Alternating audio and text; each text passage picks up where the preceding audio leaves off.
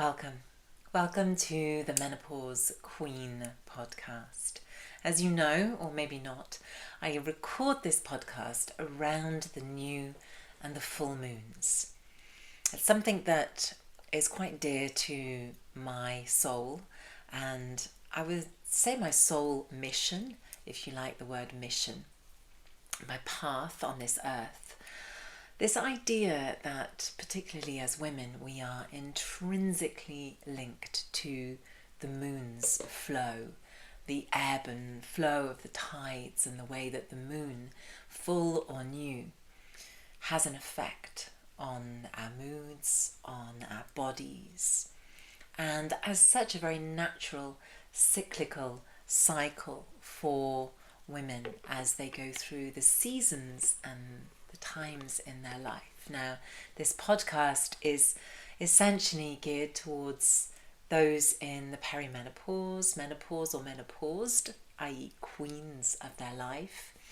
But it can also really just be addressed to all beings on this earth, but particularly all women or all people in a female body on this earth.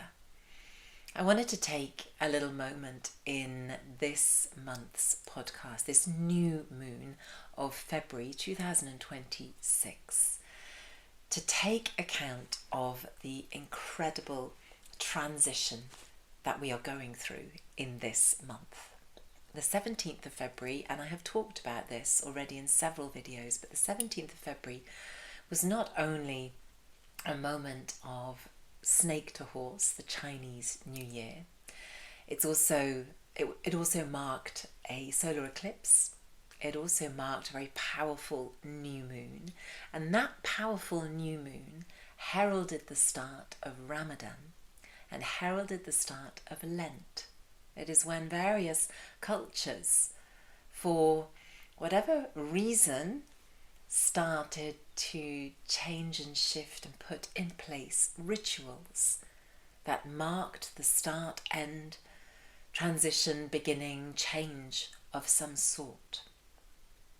But our ancestors didn't have diaries, didn't have telephones, didn't have linear ways of thinking. They stood like we stand on thresholds of time, thresholds of seasons, a sort of quiet edge in between what is about to move and about to change. And in many cultures, the moons aligning represent cycles, as I've said, opening and closing. And there's a sense of maybe anticipation, maybe a need to mark that with ritual. And I'm going to come back onto what ritual means, because I'm a little bit tired of people saying it's a bit woo-woo. And so I'm just going to park that for a second and I'm going to come back to it.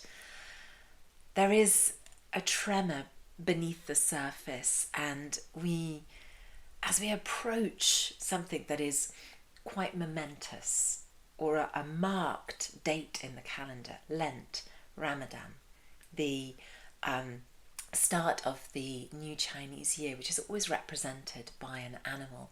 And this particular year is represented by the fire horse, which is an incredibly powerful, free movement, presence animal that demands us to listen to our authentic self as we stand on the threshold of those particular moments in time.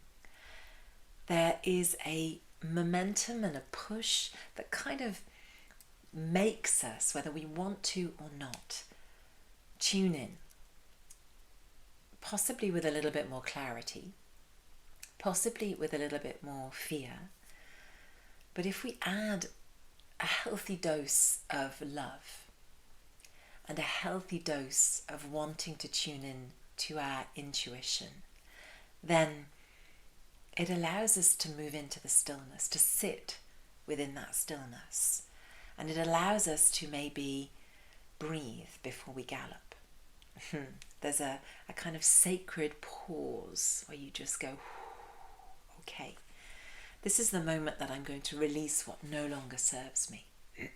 This is a moment I'm going to soften what is hardened within me. This is an opportunity to tune in to what is deeper. When the moons align across traditions and timelines, they remind us of something ancient that moves within us as well. It's a kind of cyclical moment where we can recognize the seasons, the ancestors, the people, the energy, the trees, the plants that have gone before us and yet are still within us.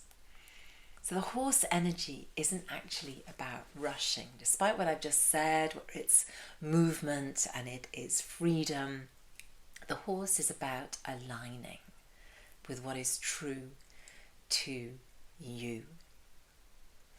When your heart, when your body and when your direction become one, when you stand for a moment and feel the ground underneath you and feel that power gathering, that something is about to move, but not from force. You're ready. You're ready. And when it does, you're not going to chase it. You're going to ride with it. Now, all of what I've just said might, in your ears, sound a bit woo-woo. And I'm going to come back onto this woo-woo notion.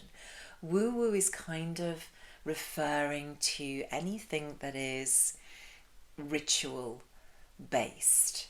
For example, here I have a sage bundle that I have made from plants, sage included, in my garden. And you could say that being woo-woo, and if you're listening on the podcast you won't see this, but I'm now going to light the sage bundle with a candle that is behind me, quite conveniently. You could say that this is woo-woo, that I am burning lavender and sage as a means of purifying the atmosphere. But this is knowledge. This is grandmother's remedies that have been passed down for generations. And why not? Why not? Because they work. They purify the air. They remove anything that is maybe negative, or in some people's eyes you could use the word evil. I'm not so into the word evil. Maybe just not so aligned with you. And you remove it. But these rituals are natural processes. Ritual simply means passing from one state to another.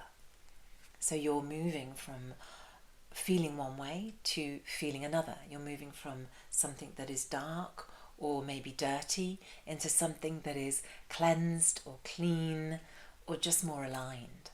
It could be that you prefer to pull an oracle card, or you prefer to burn some Palo Santo. Again, a different tradition.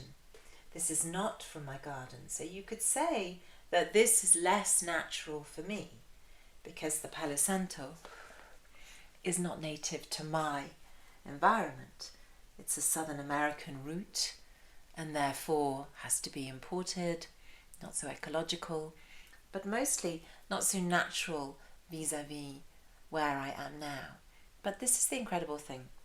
And I don't know if my cat will do this. She might. My cat loves Palo Santo. My cat has never journeyed to the south of America.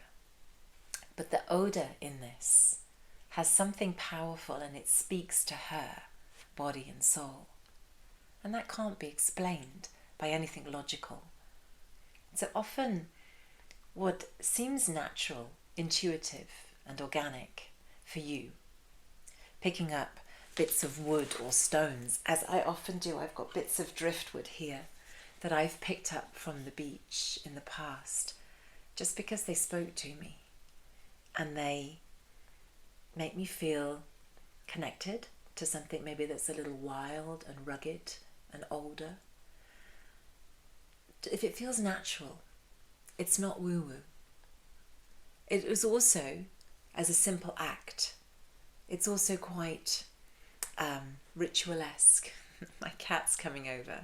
This is just the proof. She's actually journeying over. It's here, sweetie, look. You see? It's this. It's the Palo Santo. Yes, that's what you can smell. So, why am I saying all of this? Because this year, and particularly the start of this new moon, heralds the start of this journey of authenticity and of tuning in to this quiet presence within, to the intuition if you prefer, or just to the space where you feel safe inside. And this is the whole aim of this podcast. It is, how do you become, in some ways, a kind of modern witch? How do you create rituals that speak to you rather than just copying other people's? Just listen to what's right. You know, lighting a candle first thing in the morning is a beautiful way of honouring the dark and then honouring the light, honouring the new day by shining something brightly onto that particular moment in the day, whether it be 5 in the morning, whether it be 11 in the morning, it doesn't matter. It's the act of lighting that candle. It's doing things with consciousness. It's being aware that what you do is an act that you are fully present in. It could just be picking some spring flowers. It could be collecting stones from the earth. It could be planting bulbs in the ground so that they'll come up in the spring. It's possibly the wrong time of year to do that, but you get what I mean. It's just doing things fully aware and fully present. And the parallel with being in the menopause is that there are some days where that is literally all you can do, is do things one at a time, fully present. Because quite often, as I've said in a previous podcast, the brain fog is so intense that you can't do more than that act here and now. But if you do it with that little of fully present, fully aware, fully conscious, then you bring in that ritual aspect. You bring in that element of woo-woo, of witch, of sorcière. Do you want to come and say hi? So this is my little cat. Yes, look. I know.